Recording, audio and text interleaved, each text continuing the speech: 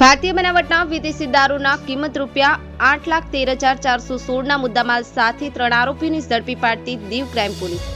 જેમાંના પકડી પાડેલ આરોપી રાકેશ ગોવિંદ સોલંકી રહે ભીંગરોડ તાલુકો ઉના, ગોપાલ ભીમા ચુડાસમા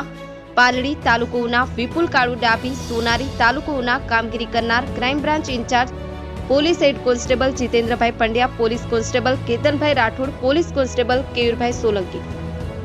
દીવ એસપી ઇન્ચાર્જ અને હાલ એસડીપીઓ રાહુલ બલહારા સાહેબના માર્ગદર્શન હેઠળ દીવ ક્રાઇમ બ્રાન્ચના ઇન્ચાર્જ જીતેન્દ્ર પંડ્યા સંયુક્ત હકીકત બાતમી મળતા દીવ બુચરવાડા વિસ્તારમાં એક Vitara Brezza register number GJ06PE0840 નંબરની કારમાં વિદેશી દારૂનો જથ્થો ગુજરાત તરફ હેરાફેરી કરે છે તે બાતમીના આધારે બુચરવાડા પાસે રોકી કારની તપાસ કરતા તેમાં મોટા પાયે ભારતીય બનાવટનો વિદેશી દારૂનો જથ્થો મળી આવતા કાયદેસરની કાર્યવાહી કરવામાં આવી હતી। વધુ તપાસ કરતા ₹1,33,416 તેમના કબજામાંથી મળી આવ્યા હતા અને ત્યારબાદ પંચનામા હેઠળ કબજે કરવામાં આવ્યા હતા।